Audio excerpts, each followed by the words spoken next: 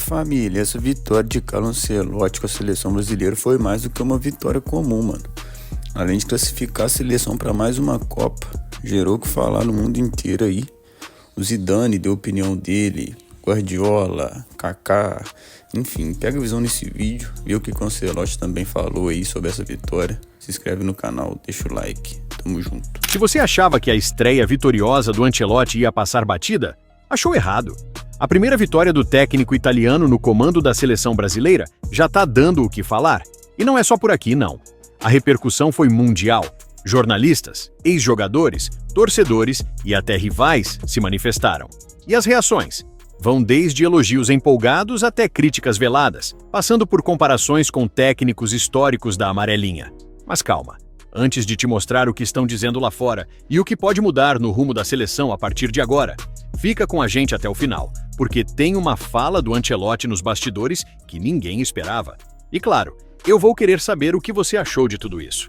Vem com a gente, porque essa vitória pode ser só o começo de algo muito maior. Pois é, pessoal. Quando Carlo Ancelotti aceitou o desafio de comandar a seleção brasileira, muita gente duvidou. Disseram que ele não conhecia o futebol sul-americano, que não teria pulso para lidar com a pressão, que o estilo europeu não encaixaria no DNA do Brasil. Mas bastou uma vitória, uma atuação convincente para mudar o tom da conversa em várias partes do mundo. O jornal El País, da Espanha, escreveu com precisão cirúrgica: a seleção brasileira não apenas venceu, ela convenceu. Sob o comando de Ancelotti, vimos um Brasil com ideias claras, triangulações conscientes e, principalmente, uma serenidade tática que há muito tempo não era vista com a camisa canarinho. Essa estreia não foi uma resposta aos críticos. Foi uma aula silenciosa de como se ganha respeito no futebol. Já o The Guardian, da Inglaterra, optou por uma análise mais histórica. O Brasil de Ancelotti lembra, em certos aspectos, a serenidade da era Parreira em 1994, combinada com os mecanismos modernos que só um treinador, com 4 Champions League no currículo, saberia empregar. Se esta estreia é indicativa do que está por vir, talvez tenhamos presenciado o início de uma nova era dourada. No Le Monde da França, a leitura foi sociológica e emocional. Há algo de simbólico em ver um europeu conduzindo o maior símbolo do futebol latino-americano com tanta sensibilidade. Ancelotti não tentou transformar o Brasil em uma cópia da Europa. Pelo contrário, extraiu do elenco o que há de melhor e orquestrou com o cuidado de quem entende que o futebol também é afeto, gesto técnico e afeto coletivo. E na Gazzetta dello Sport da Itália, a reação foi quase poética. Não foi a vitória que impressionou, foi o modo como ela se desenhou. Ancelotti, como um maestro calmo diante da tempestade, fez da seleção um coral afinado. O Brasil parecia saber exatamente o que fazer em cada setor do campo. Não houve pressa, não houve desespero, houve futebol. E isso, para um povo que respira a bola, é tudo. Além dos jornais, grandes nomes do futebol não deixaram passar batido. Pep Guardiola, em entrevista, foi questionado sobre a vitória da seleção e não hesitou. Carlo é um gênio. Se ele conseguir manter esse nível de controle emocional no ambiente da seleção brasileira, vai ser difícil parar esse time. O Brasil tem talento de sobra. Faltava alguém que soubesse onde colocar cada peça. Zidane, ex-jogador e também técnico consagrado, foi mais direto. Aquele Brasil me lembrou o Real Madrid, calmo, paciente, letal. Já do lado brasileiro, a fala mais marcante veio de Kaká, durante a transmissão da partida em um canal italiano. O Brasil voltou a jogar com alma, mas agora também joga com cabeça. Isso é raro, isso é Ancelotti. A vitória da seleção brasileira sob o comando de Ancelotti foi mais do que um bom resultado no placar. Foi, na prática, a primeira amostra concreta do que o treinador italiano pretende construir com o elenco nacional. E o que se viu em campo foi um time diferente, mais sóbrio, mais compacto e, acima de tudo, com um plano de jogo claro. Logo nos primeiros minutos, já era possível perceber algo raro nas partidas anteriores: organização. A equipe se apresentou em um 4-3-3 com variações táticas bem definidas. Sem a bola, o time recuava em bloco médio, deixando pouco espaço entre as linhas. Com ela, o Brasil mostrava paciência, trocando passes curtos com triangulações pelos lados e buscando o momento certo de acelerar. Nada de pressa sem direção, nada de correria pela correria. O meio-campo foi um dos setores mais elogiados.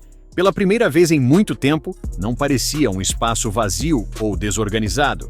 Casemiro, com a segurança de quem conhece bem o estilo do treinador, ancorava a linha de 3 com autoridade. Ao seu lado, um meia mais móvel fazia o elo com os pontas e o ataque, permitindo variações rápidas de jogo. O que antes era uma transição lenta e previsível, agora ganhou fluidez. Na defesa, destaque para a postura do time quando perdia a bola. A pressão pós-perda funcionou em vários momentos, forçando o erro do adversário e recuperando rapidamente a posse. A recomposição também foi mais ágil. A linha de 4 defensores atuou de forma coordenada, com os laterais bem posicionados e evitando buracos nas costas, um problema recorrente em jogos anteriores da seleção. No ataque, o brilho individual apareceu, mas sempre inserido dentro de um sistema coletivo. Os pontas não jogavam isolados, havia aproximação, troca de posições e, o mais importante, leitura de jogo. Em vez de insistir em dribles previsíveis ou cruzamentos aleatórios, os jogadores mostraram paciência para encontrar a melhor jogada, o que se traduziu em chances mais claras e finalizações com mais qualidade. A movimentação ofensiva também chamou atenção.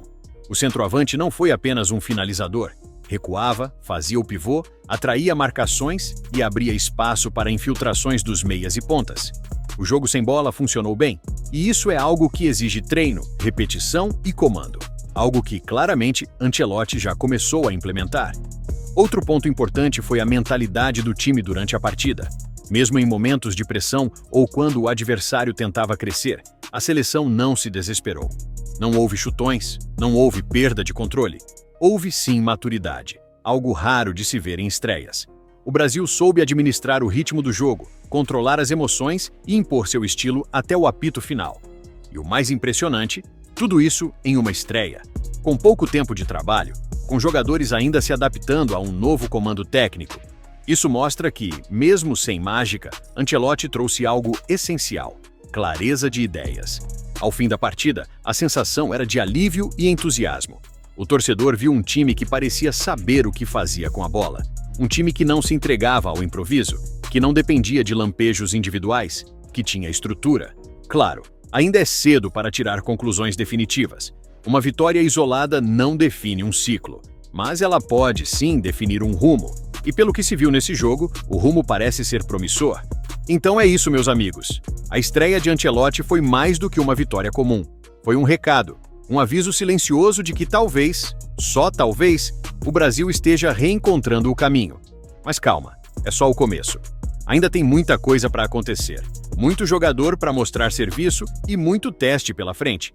Mas se esse primeiro jogo serviu de termômetro, o calor começou a subir. Agora eu quero saber de você. O que achou da estreia do Ancelotti?